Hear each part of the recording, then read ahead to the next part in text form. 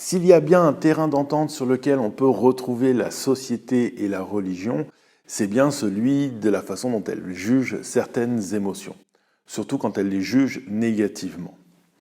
Pourtant, quand on y regarde d'un petit peu plus près, ces petits concepts cognitifs sont à la fois très naturels et aussi très importants. La preuve, la Bible n'hésite pas une seconde à nous décrire Dieu en termes d'émotions. Du coup, je voulais profiter de la capsule d'aujourd'hui pour vous parler de l'une d'entre elles.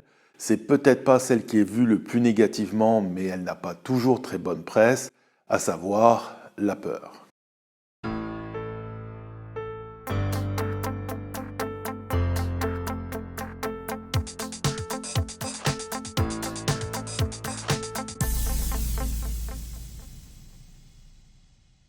Pourquoi vous parlez de la peur?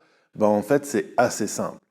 Aujourd'hui, si vous ouvrez le journal ou que vous regardez la télé, tout ce que vous allez voir, c'est peur, peur, peur, peur, peur, peur, coronavirus. Du coup, je me suis dit que c'était le bon moment pour vous parler de cette émotion. Ce qu'il faut comprendre, c'est que, à la base, la peur est une émotion dite primaire.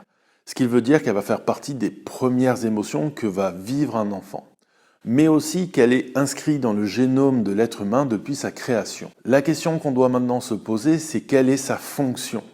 Laissez-moi vous donner un exemple. Si vous vous promenez en forêt et que vous vous retrouvez nez à nez avec cette petite bête-là, il y a une forte chance que vous viviez la peur. Pourquoi?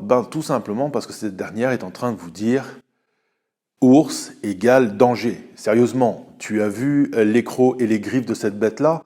À se demander pourquoi on en a fait des animaux en peluche. Donc vous comprenez là que la peur, c'est une émotion sentinelle. Elle prévient l'individu qu'un danger est présent. Du coup, c'est aussi une émotion qui a un visage, le danger qu'elle pointe du doigt. Du coup, la question qu'on doit se poser, c'est pourquoi, si cette émotion est si importante pour nous, elle a si mauvaise presse? Pour moi, il y a deux raisons évidentes à cela. La première, je vais passer très rapidement dessus, c'est le fait qu'elle est classée dans les émotions dites négatives et que parfois on interprète mal ce que ça veut dire. En psychologie, une émotion négative ne veut pas dire qu'elle est mauvaise pour l'être humain, mais plutôt qu'elle lui fait vivre des sensations qui sont désagréables, voire qu'il n'aime pas. Du coup, la peur, c'est rarement quelque chose d'agréable. Pourtant, ça reste dans sa fonction très utile parce que ça peut nous sauver la vie. Donc, désagréable ne veut pas dire pas important. La deuxième raison, c'est qu'on voit plein d'exemples où la peur va transformer une situation dite neutre, voire légèrement dangereuse ou sous contrôle, en une situation complètement catastrophique. Et parfois même, elle va aggraver encore plus une situation qui était déjà assez catastrophique à la base. Ce n'est donc pas dans sa nature ni dans sa fonction, mais plutôt dans ce que nous en faisons qu'est le problème. Laissez-moi vous l'expliquer au travers d'une histoire qui est arrivée aux disciples de Jésus alors qu'ils étaient en train de traverser un lac. Au début de l'histoire, Jean-Baptiste est exécuté, Jésus apprend la nouvelle de la mort de son cousin et il cherche un lieu pour pouvoir digérer tout cela. Sauf que les gens le voient, ils commencent à accourir auprès de lui afin de pouvoir entendre ses enseignements, mais surtout de voir les prodiges et les miracles qui l'accompagnent. C'est d'ailleurs à ce moment-là que Jésus va faire l'un des miracles les plus connus, qui est la multiplication des pains. À un moment donné, Jésus va demander aux disciples de prendre une barque et de traverser le lac qui est là, pendant que lui est en train de renvoyer la foule. Ce qui est intéressant, c'est que le texte nous dit que Jésus les a obligés à prendre cette barque. On sent que les gars sont pas vraiment pour. Et il peut y avoir vraiment plusieurs raisons à cela. Déjà, ils se demandent peut-être si Jésus va réussir à renvoyer toute la foule, si cette dernière ne va pas continuer à l'opportuner, ou alors peut-être que ils préféreraient que Jésus soit avec eux dans la barque parce qu'ils ont l'habitude de se tourner vers lui dès qu'un problème se présente. Or là, s'il n'est pas là, ils peuvent se sentir en difficulté. Bon, en tout cas, ils finissent par s'exécuter, ils montent dans la barque et commencent à traverser le lac pendant que Jésus monte sur la montagne pour passer un temps de prière seul avec Dieu. Et là, il va se passer un événement assez intéressant, c'est-à-dire que le texte nous dit qu'au milieu de la nuit, Jésus commence à descendre et marcher sur le lac pour rejoindre les disciples. Sauf que plus il s'approche d'eux, plus ils ont peur et ils finissent par se mettre à crier. C'est un texte qu'on aime bien souvent utiliser pour pointer du doigt les disciples, pour pointer leur peur et quelque part les traiter de pleutres, voire se moquer d'eux. Mais si on prend 5 minutes et qu'on se met honnêtement à leur place, on peut se rendre compte que la situation n'est pas si évidente que ça. Parce que nous, quand on les juge, on triche. On sait que c'est Jésus qui est en train de traverser.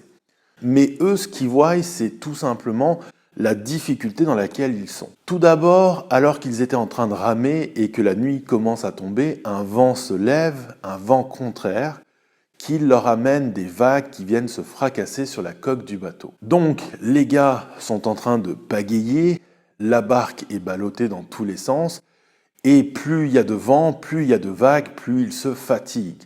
En plus, le texte nous dit que la nuit est tombée, donc ils voient beaucoup moins bien, ils sont fatigués, et d'un seul coup, l'un d'entre eux voit à l'horizon une forme qui se déplace sur l'eau dans leur direction, et là, la panique embarque. La fatigue et le manque de visibilité sont déjà des facteurs aggravants à la situation.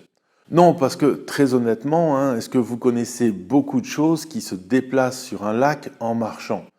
Parce que c'est un miracle, ça veut dire que ce n'est pas quelque chose d'ordinaire. Si vous prenez un être humain et que vous le mettez au-dessus d'un lac et que vous le lâchez, il ne va pas se mettre à marcher. Généralement, ce qu'il fait, c'est qu'il tombe dans l'eau et s'il ne fait pas de quoi ou qu'il n'a pas pied, au bout d'un moment, il risque même de couler. Du coup, ça explique la peur, mais aussi que certains font appel à leurs connaissances folkloriques et qualifient cette chose de fantôme, ce qui ne va pas arranger la scène. C'est ça un petit peu le problème de nos disciples au milieu du lac. C'est que non seulement, comme je vous l'ai dit, la fatigue et la nuit viennent aggraver la situation, mais leur propre peur commence à prendre le dessus. Et plus Jésus s'approche, et plus ils paniquent, et plus ils se mettent à crier de frayeur. Si j'arrive à justifier leur peur, par contre, je n'arrive pas à dire qu'elle est saine. Tout simplement parce que le comportement qu'elle amène n'est pas un comportement constructif. Au contraire, je m'explique. Reprenons l'exemple de l'ours. Si vous vous retrouvez nez à nez avec un ours, généralement, les psychologues vont vous dire qu'il y a 3 types de réactions qu'un individu va adopter. Les 3 fameux F. La première attitude, c'est le fameux fight, c'est-à-dire que l'individu va se mettre en posture de combat pour voir la menace arriver et être en état de pouvoir se défendre.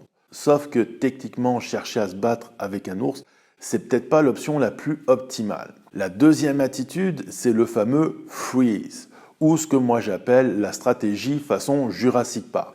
C'est-à-dire, on va s'immobiliser.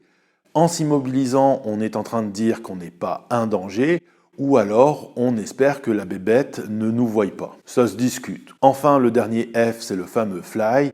Ça, c'est l'attitude la plus connue, celle de prendre la fuite. Sauf que quand on y réfléchit, il y a un fort potentiel pour qu'un ours, ça court plus vite que nous. Du coup, je vous propose qu'on laisse là les ours et qu'on se réintéresse à nos 12 gars dans le bateau. Eux, qu'est-ce qu'ils font ? Ils paniquent et ils laissent la peur prendre et reprendre encore le dessus, comme je vous disais. Et la seule réaction physiologique qu'ils vont avoir, c'est tout simplement de crier. Parce que oui, dans une émotion, il y a toujours une partie psychologique. Dans la peur, c'est attention, danger. Et une partie physiologique, préparez votre corps à réagir.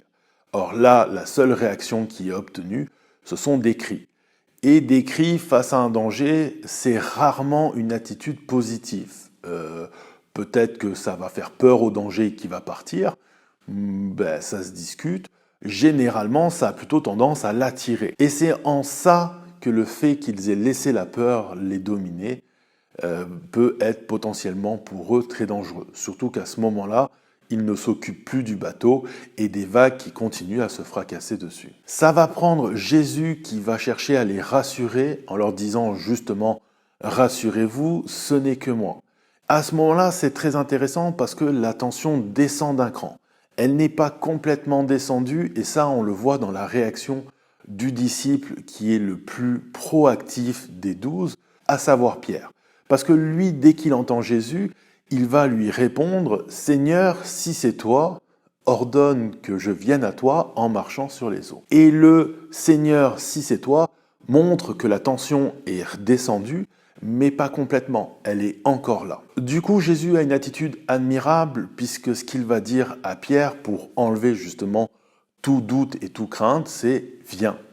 Et Pierre va s'exécuter. Et là, on connaît aussi la scène, c'est une scène qu'on a souvent utilisée contre Pierre, aussi, pour parler justement de son manque de foi, c'est-à-dire qu'il va commencer à marcher sur les eaux, et à un moment donné, la peur va le gagner, et il va de nouveau s'enfoncer. Et pour nous, c'est un échec. Mais si on y regarde d'un petit peu plus près, en fait, c'est plutôt une demi-victoire. Parce que, de un, c'est le seul qui réagit à l'appel de Jésus, de deux, il se rend compte que ce que Jésus est en train de faire est miraculeux. De trois, il veut y participer. Et pendant un temps, il va le faire. C'est juste qu'à un moment donné, la peur va le reprendre et il va se laisser aller. Mais même quand il se laisse aller, il a la bonne attitude puisqu'il appelle Jésus à l'aide. Alors oui, Jésus va lui dire « Homme de peu de foi, pourquoi as-tu douté ?» Mais ce qu'il est en train de lui reprocher, ce n'est pas le fait de s'être enfoncé, mais plutôt le fait de ne pas avoir pu s'accrocher à la promesse qu'il lui avait faite, puisque quand il lui dit « viens », il y a une promesse qui accompagne ça, c'est « viens, tu vas pouvoir rentrer dans le miraculeux et tu ne crains rien », et que au lieu de s'accrocher à cela, il a laissé la peur reprendre le dessus, ce qui l'a empêché d'aller au bout du miraculeux. Pour moi, il y a deux leçons évidentes à cette histoire. La première, c'est tout simplement quelque chose de très humain, mais dans des situations très anxiogènes, comme celle qu'étaient en train de vivre les disciples dans la barque, ou celle que nous vivons présentement avec le coronavirus, il y a une certaine tendance chez nous à laisser la peur prendre le contrôle. Et ça, c'est vraiment pas une bonne chose. Tout simplement parce que la peur, quand elle prend le contrôle, elle va en escalade et souvent la réaction qu'elle amène est contre-productive. À la base, la peur veut vraiment nous amener à faire face au danger. Or, très souvent, en amenant encore plus de peur, on finit par s'enliser nous-mêmes, comme les disciples dans cette barque, et se retrouver au milieu d'un lac à ne rien pouvoir faire d'autre que crier. Et quelle est la solution pour pouvoir empêcher la peur justement de progresser ? La première chose, c'est d'arriver à se déconnecter. Écouter les infos et tout ça, c'est une bonne chose, mais dans des temps comme celui-ci, il y a beaucoup de cris d'alarme qui retentissent de partout, et tous ne sont pas toujours très bons à écouter. Parce que parfois, certains d'entre eux sont juste pas exacts. Même si pour nous, la peur a ici le visage du coronavirus, il faut comprendre qu'on ne sait pas tout dessus et qu'il existe au jour d'aujourd'hui des mesures de précaution qui sont non là pour nous embêter, mais pour empêcher le virus de se propager. Du coup, dans un premier temps, respectons ces mesures.